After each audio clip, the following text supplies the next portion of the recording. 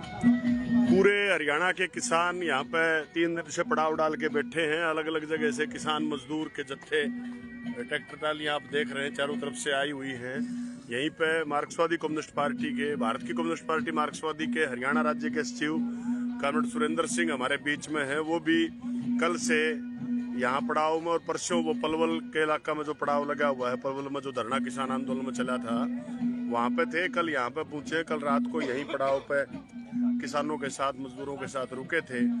इनसे बातचीत करेंगे कि आप कल से यहाँ आए हुए हो तो क्या मकसद लेके आप यहाँ पे बैठे हो।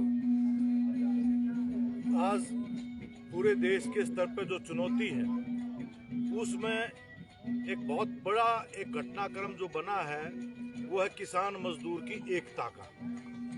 और ये एकता कोई नेताओं के बीच बैठक करके नहीं बनी है, ये निर्मित हुई है एक ऐतिहासिक संघर्ष से जो 3 साल पहले एक साथ मोदी सरकार की तरफ से जब देश महामारी के दौर से गुजर रहा था उस समय के ऊपर उन्होंने एक बड़ा हमला किया इस देश की कृषि व्यवस्था के ऊपर, जिसका कॉर्पोरेटाइज करने का, निगमीकरण करने का, बड़े पूंजीपतियों को खेती के हवाले करने के 3 कानून लेकर के आए थे। उसके खिलाफ यह आंदोलन शुरू हुआ। उसी के साथ उन्होंने तमाम श्रमिकों के जो अधिकार थे, अंग्रेजों के खिलाफ लड़ते हुए जो यूनियन बनाने के, सामूहिक सौदेबाजी के ऐतिहासिक तौर पे काम के घंटे, न्यूनतम वेतन, सामाजिक सुरक्षा, स्वास्थ्य लाभ, ये तमाम तरह के जो कानून जो मजदूरों ने हासिल किए थे, अपने संघर्षों के बल पे हासिल किए थे, उन तमाम कानूनों को रद्द करते हुए लेबर कोड बिल लेकर के आए थे। तो इस तरह से एक साथ जो मार पड़ी इस देश की मेहनत का जनता के ऊपर, उसमें एक संयोग बना। 26 नवंबर 1920 देश के तमाम किसान संगठन संयुक्त किसान मोर्चा के तहत इकट्ठे हुए और उन्होंने दिल्ली चलो का आह्वान किया। उसी समय देश के तमाम ट्रेड यूनियंस छोड़ करके आरएसएस की, बीएमएस को, देश की तमाम ट्रेड यूनियंस ने उसी समय 26 तारीख को देश के स्तर के ऊपर राष्ट्रव्यापी हड़ताल का आह्वान किया। और इस तरह से ये एक ऐतिहासिक दिन देश की आजादी के बाद के इतिहास में दर्ज हुआ, किसान और मजदूर का। और उसके बाद से लगातार ये एकता बन रही है। यही एक उम्मीद है आज देश में जो इस देश को बचा सकती है कॉरपोरेट की लूट से और सांप्रदायिकता की फूट से। तो इसलिए इस मकसद से आज हम यहाँ आए हैं और हमारी पार्टी पूरे देश में इन तमाम आंदोलनों का समर्थन कर रही है।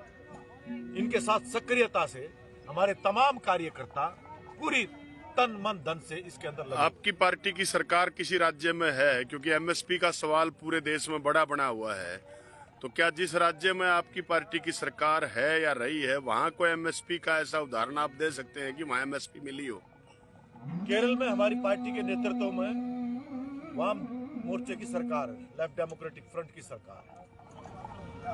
और हम ये सिर्फ हवाई बात नहीं करते, मोदी की तरह से ऐसे लोगों को जुमले नहीं देते, हमने व्यवहार में करके दिखाया है।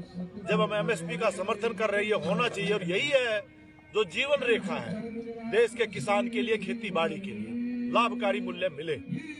और वो लाभकारी मूल्य तभी हो सकता है जब लागत खर्चे घटे और उनकी मार्केट के अंदर लाभकारी मूल्य पर खरीद की गारंटी हो। उसके तहत केरल के अंदर हमारी सरकार ने किसानों को, क्योंकि वहां जमीन थोड़ी है, सघन आबादी है, अपनी जरूरत का बल्कि उत्पादन खेती में नहीं हो पाता, उसको प्रोत्साहित करने के लिए उन्होंने किसानों का जहां एक तरफ कोऑपरेटिव्स को बढ़ावा दिया, वही साथ ही साथ कोऑपरेटिव के तहत मार्केटिंग और प्रोक्योरमेंट के साथ साथ प्रोसेसिंग का भी, यानी कि जो उत्पाद है उसको प्रोसेसिंग करके, पैकेजिंग करके, मार्केटिंग तक का, इस तरह से एक चेन बनाई।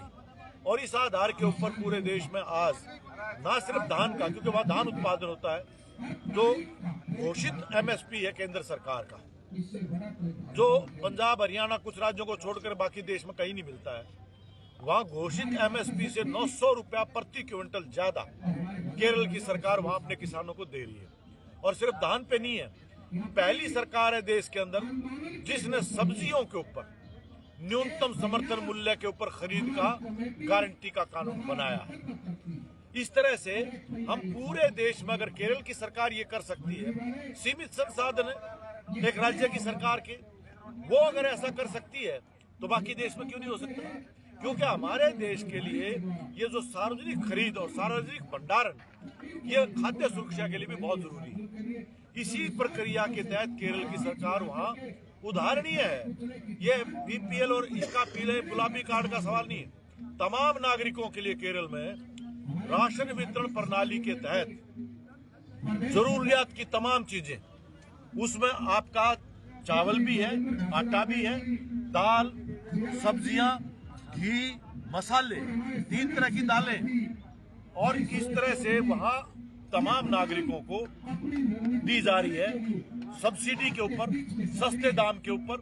इसलिए हम देख रहे हैं कि केरल में आज क्योंकि पोषक आहार ज्यादा है, इसलिए सामाजिक विकास के मापदंड में आपके पोषण आहार में जीवन अगर देखोगे तो औसत जीवन केरल में देश में सबसे ज्यादा ये उपलब्धि है। आप जो कह रहे हो कि मतलब एमएसपी से ज्यादा 900 रुपए धान पर खरीद होती है, राशन वितरण प्रणाली के माध्यम से लोगों को सस्ता या कंट्रोल रेट पर राशन उपलब्ध करवाया जाता है। बड़े सवाल उठते हैं कि यहाँ मजदूर संगठन भी परसों से शामिल हो रहे हैं। वो 26,000 रुपए न्यूनतम वेतन की मांग कर रहे हैं। क्या न्यूनतम वेतन की बढ़ोतरी के सवाल पर भी केरल सरकार ने कोई उदाहरण पेश किया है अलग से मजदूरों के न्यूनतम वेतन के सवाल पर? सबसे ज्यादा खेत में भी काम करने वाला जो मजदूर है, खेतीहर मजदूर, उसका दिहाड़ी, उसका वेतन केरल के अंदर मिल रहा है किया जा रहा है। दूसरी बात एक केरल के बारे में मैं और बताऊं, यहाँ बाकी जगहों के ऊपर तमाम जगह जैसे हरियाणा के अंदर स्थायी रोजगार को खत्म किया जा रहा है। सार्वजनिक क्षेत्र के अंदर हरियाणा कौशल रोजगार निगम ले आए, इस तरह से स्थायी पदों पर कच्ची भर्ती की एक स्थायी व्यवस्था लेके आ गए। केरल में हमारी जहां सरकार है वहां इस तरह से सरकारी में पक्के कर्मचारियों की भर्ती होती है। रिटायरमेंट से पहले ये पता है कि खाली होंगे, भर्ती की प्रक्रिया शुरू हो जाती है। हालांकि वहां 55 साल की रिटायरमेंट की है ताकि नौजवानों को रोजगार मिल सके। और इस तरह से क्योंकि हम लोगों से संवाद करके लोगों को विश्वास में लेकर के चलते हैं, तो इस बात को लेकर के भी वहां आंदोलन नहीं है। क्योंकि स्थायी रोजगार सबसे ज्यादा अनुपातन अगर देखोगे देश में किसी भी राज्य के अंदर, वो केरल के अंदर है। तो ठेका प्रथा जो एक शोषण का सबसे बड़ा हथियार बन चुका है, उसका अगर कोई विकल्प अगर देखना है तो आप केरल के अंदर देख सकते हैं। शुक्रिया आपका। आप जुड़े हुए थे सीपीआईएम हरियाणा पे, और ये अलग अलग जगह से किसान मजदूर हम सुबह भी चर्चा कर रहे थे। जत्थे जो हैं वो अलग अलग जगह से आए हैं, और जहां एक तरफ एमएसपी सबसे ज्यादा केरल में मिल रहा है, मजदूर का वेतन भी सबसे ज्यादा केरल में ही है। तो आप सभी हमारे साथ जुड़े, आपका बहुत बहुत धन्यवाद।